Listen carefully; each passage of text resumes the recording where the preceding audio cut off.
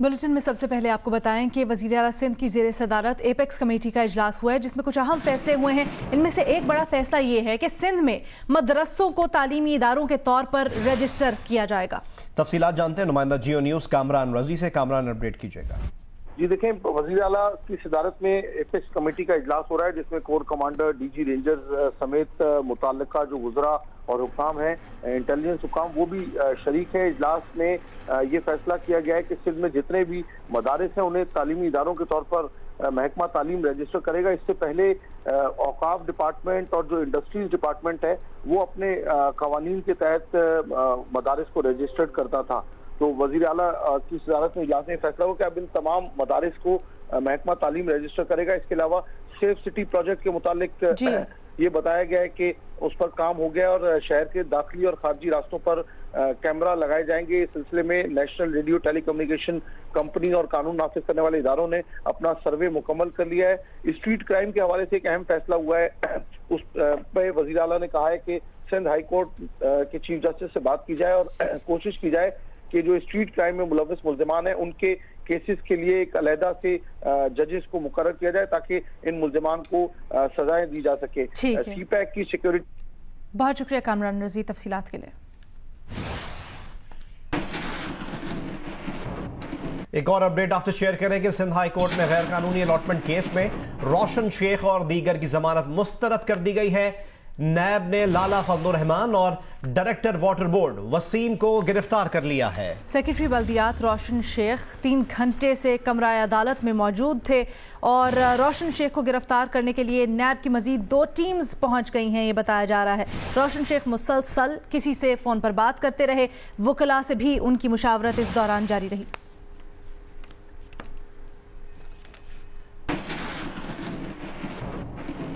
इस मामले से मुतल्लिक तो आपको अपडेटेड रखेंगे। अभी कुछ मौसम की बात करें तो सिंध के मशरकी और भारतीय रियासत राजस्थान पर मौजूद हवा के कम दबाव मिले हैं। महकमा मौसमियात का बताना है कि दोनों सिस्टम्स के मिलने से इनकी शिद्दत बरकरार है और आज शाम कराची में गरज चमक के साथ कहीं तेज और कहीं हल्की बारिश का इम्कान है। डायरेक्टर महकमा मौसमियात सरदार सरफराज का कहना है रात 12 बजे के बाद कराची में तेज बारिश का सिलसिला शुरू हो सकता है। कुछ इलाकों में 70 मिलीमीटर से ज्यादा बारिश का इम्कान है। खलीज बंगाल में हवा का एक और कम दबाव भी बन रहा है। कराची में 26 अगस्त तक बारिश का इम्कान रहेगा। मजीद बता रही हैं नुमाइंदा जियो न्यूज़ उनीबा जमीर शाह। कल इतवार था, बहुत से लोग घर पे मौजूद थे और चाह रहे थे कि बारिश हो जाए और घर पर रहकर एंजॉय कर सकें। कराची के करीब थंडर सेल्स भी बने लेकिन समंदर में तेज़ हवाएं चल रही थी, इसलिए उन थंडर सेल्स को वो सपोर्ट ना मिल सके और बादल बरसे ही नहीं। लेकिन फिक्र ना करें, फिलहाल बारिश का इम्कान अब तक बाकी है। कहा जा रहा है कि हवा के 2 कम दबाव जो एक मशरकी सिंध पर मौजूद था और दूसरा भारतीय राजस्थान पर मौजूद था, अब वो मिल चुके हैं क्योंकि अरबियन सी से उनको मॉइस्चर भी मिल रहा है, इसलिए उनकी इंटेंसिटी भी ताहाल बरकरार है। आज शाम के बाद 5 बजे का कुछ वक्त बताया गया है कि उस वक्त थंडर सेल्स बन सकते हैं और कराची में गरज चमक के साथ कहीं मुतदिल और कुछ इलाकों में तेज़ बारिश भी हो सकती है। लेकिन ये भी कहा गया है कि रात 12 बजे के बाद कराची में गरज चमक के साथ काफ़ी तेज़ बारिश हो सकती है और बारिश का सिलसिला वक्फे से कल सुबह तक भी जारी रह सकता है। पूरे मुल्क में मौसम कैसा रहेगा इसके मुतालिक आपको अपडेट करें। मुल्क के बाला इलाकों में मतला जुज़वी तौर पर अबर आलूद है। मैदानी इलाकों में अब भी हब्स की वजह से गर्मी की शिद्दत बरकरार है। महकमा मौसमियात के मुताबिक आज सिंध, जनूब मशरकी बलोचिस्तान, शिमाल मशरकी पंजाब, बालाई खैबर पख्तूनख्वा, कश्मीर और मोहल्का इलाकों में गरज चमक के साथ बारिश का इम्कान है। मुल्क में आज भी बेशतर हिस्सों में बादल छाए हुए हैं और कुछ मकामात पर बारिश से मौसम खुशगवार है। महकमा मौसमियात के मुताबिक सूबा सिंध में आज इस्लामकोट, मिट्ठी, नंगर पारकर, थर पारकर, उमरकोट, हैदराबाद, ठट्ठा, बदीन, मीरपुर खास, खैरपुर, लाड़काना, सखर, शहीद, बेनज़ीराबाद और दादू में गरज चमक के साथ बारिश का इम्कान है। उधर पंजाब में सियालकोट, गुजरात, नारोवाल और पोटोहार में चंद मकामात पर गरज चमक के साथ बारिश हो सकती है, जबकि सूबा खैबर पख्तूनख्वा में मानसेरा, एबटाबाद, सवात, पेशावर और कुर्रम में, जबकि बलूचिस्तान में लसबेला, खुजदार, कल्लात, योब, कोलू, बारखान, आवरान, तुरबत और गिरदोनवाह में तेज़ हवाओं और गरज चमक के साथ बारिश का इम्कान है।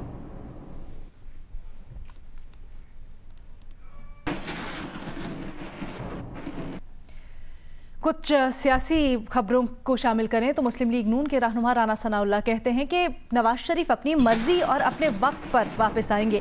नवाज शरीफ डील के तहत गए तो इजाज़त किसने दी?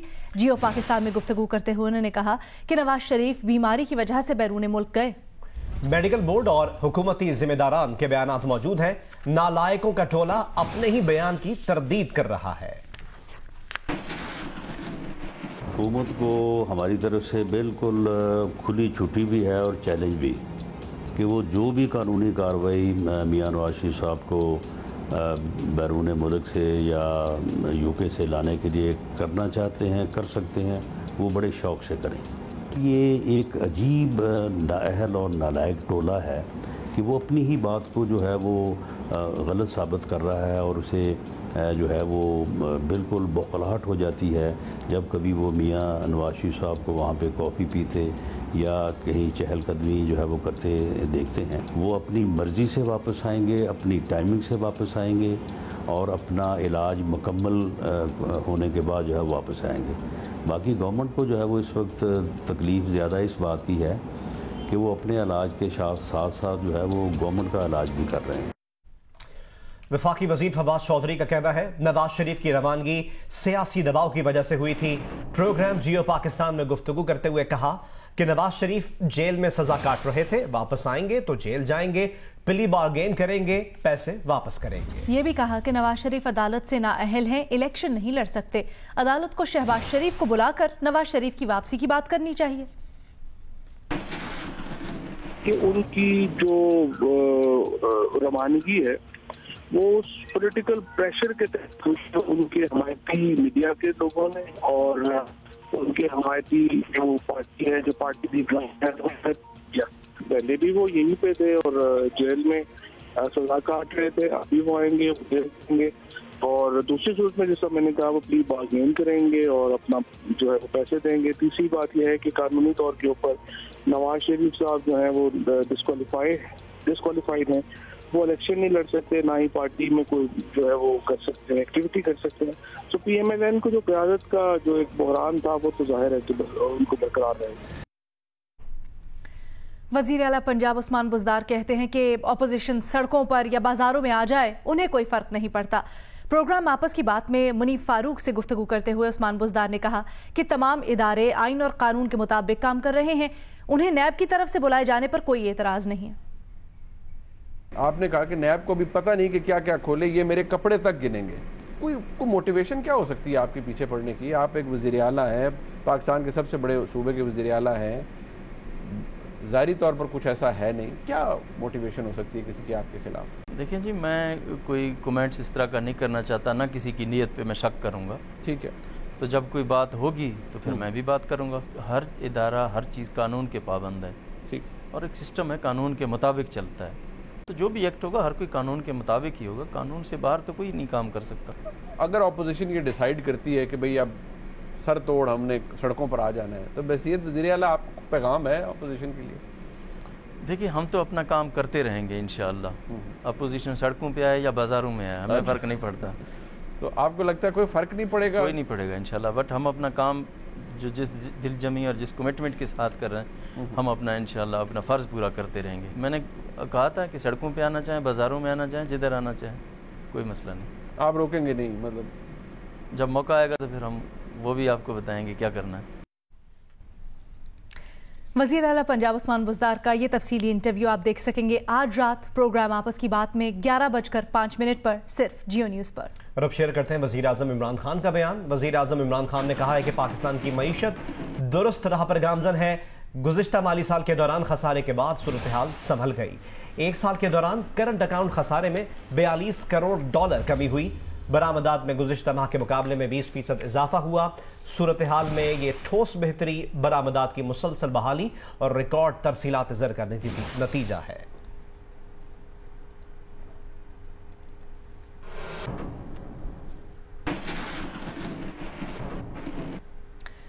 वज़ारत ख़ज़ाना ने नई दस्तावेज़ जारी की है जिसके मुताबिक गुज़श्ता 2 साल में हुकूमती कर्ज में 45% इजाफा हुआ है।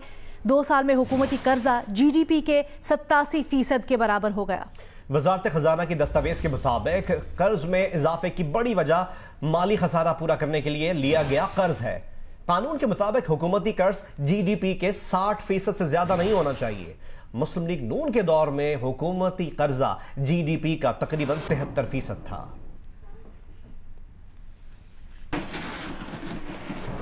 ایک اہم اپڈیٹ آپ سے شیئر کریں کہ محکمہ primary and secondary health care نے تعلیمی ادارے کھولنے کے لیے ایس او پیز کے لیے ایک نوٹیفیکیشن جاری کیا ہے، اور اس نوٹیفیکیشن کے مطابق انڈور گیمز، جھولے، کھیلوں کی سرگرمیوں پر پابندی ہوگی۔ سیمینارز، تقریری مقابلے اور ٹورنامنٹ منعقد کروانے پر بھی پابندی ہوگی۔ ماسک پہننا لازمی قرار دیا گیا ہے۔ مارننگ اسمبلی منعقد کروانے پر پابندی عائد ہے۔ ساتھ ہی ساتھ تعلیمی اداروں کو روزانہ کی بنیاد پر ڈس انفیکٹ کیا جائے، یہ ہدایت جاری کی گئی ہے۔ 6 فٹ کا سماجی فاصلہ لازمی قرار دیا گیا ہے۔ طالب علموں کو ملنے پر پابندی عائد کر دی گئی ہے، اور تعلیمی اداروں میں طالب علم اپنا دوپہر کا کھانا گھر سے لائیں، یہ بھی لازمی قرار دیا گیا ہے۔ تعلیمی اداروں میں تمام بچوں کا جو کہ ٹیمپریچر ہے ان کا، وہ روزانہ کی بنیاد پر چیک کیا جائے گا۔ تمام طالب علموں کی الگ الگ ہیلتھ لاگ بکس تیار کی جائیں گی۔ Primary and secondary health care نے تعلیمی ادارے کھولنے کے لیے ایس او پیز کا ایک نوٹیفیکیشن جاری کیا ہے۔ جو ایس او پیز ہیں ان کے مطابق انڈور گیمز، جھولے، کھیلوں کی سرگرمیوں پر پابندی ہوگی۔ محکمہ primary and secondary health care Punjab نے اسکولز میں صابن اور ہینڈ سینیٹائزر کی دستیابی یقینی بنانے کے لیے بھی یہ نوٹیفیکیشن جاری کیا ہے۔ امریکہ کی فوڈ اینڈ ڈرگ ایڈمنسٹریشن نے کورونا مریضوں کے لیے پلازما سے علاج کی ہنگامی بنیادوں پر منظوری دے دی ہے۔ ایف ڈی اے کی جانب سے بیان میں کہا گیا ہے کہ کورونا کو شکست دے کر صحت یاب ہونے والے افراد کے خون کے پلازما سے کورونا کے مریضوں کا مؤثر طور پر علاج کیا جا سکتا ہے۔ اس سے حاصل ممکنہ فوائد ممکنہ خطرات سے کہیں زیادہ ہیں۔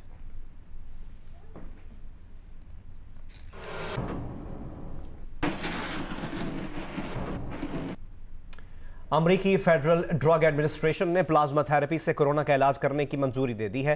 اس پر بات کرتے ہیں، ہمارے ساتھ فون لائن پر موجود ہیں ڈاکٹر طاہر شمسی۔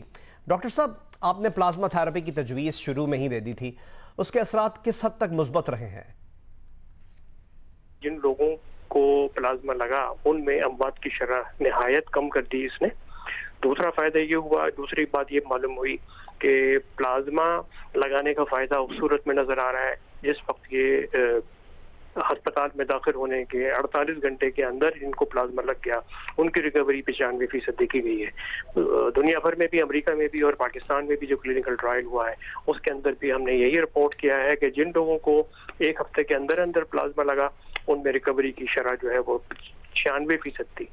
تو یہ ایک بہت بڑا بریک تھرو ہے جو ایسے علاج کے لیے، ایسی بیماری کے لیے جس کا کوئی علاج نہیں ہے دنیا میں، اس کے لیے یہ ایک پہلا علاج جو کہ اپروو علاج ہے، وہ الحمدللہ وہ ہماری جو کوششیں تھیں پاکستان کے ڈاکٹرز کی، ہمارے گروپ کی، اس نے پلازما تھراپی سٹارٹ کی، اس میں یہ برابر ثابت ہو گئی۔ اب پوری دنیا نے تسلیم کر لیا کہ جو علاج پاکستانی ڈاکٹروں نے تجویز کیا تھا وہ ایک مؤثر علاج ثابت ہوا ہے۔ پاکستان میں جو ہم دیکھ رہے ہیں کہ قریب 40% سے زیادہ جو افراد ہیں، مرد، ہماری جو ورک فورس ہے وہ کورونا وائرس کا شکار ہو کے صحت یاب ہو چکی ہے۔ کورونا وائرس ان کو چھو کر گزر گیا اور ان کے قوت مدافعت کے نظام نے کورونا وائرس کے خلاف اینٹی باڈیز بنا لی ہیں۔ تو اب صورتحال یہ ہے کہ کورونا وائرس کو صحت مند لوگوں کو بیمار کرنے کے لیے لوگ نہیں مل رہے، جو لوگ مل رہے ہیں ان میں پہلے سے ہی اینٹی باڈی بن چکی ہیں۔